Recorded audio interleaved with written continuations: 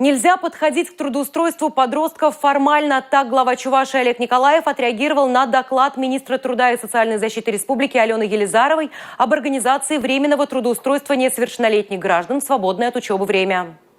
В течение 2023 года запланировано временно трудоустроить всего 15 335 несовершеннолетних. На финансирование в республиканской казне предусмотрено более 11,5 миллионов рублей и почти 10 миллионов средств местных бюджетов. Глава Чувашии отметил, важно не просто финансировать это направление, необходимо понимать, с какой целью все это делается. Ведь для детей это не просто возможность заработать деньги, но и профориентация и трудовое воспитание.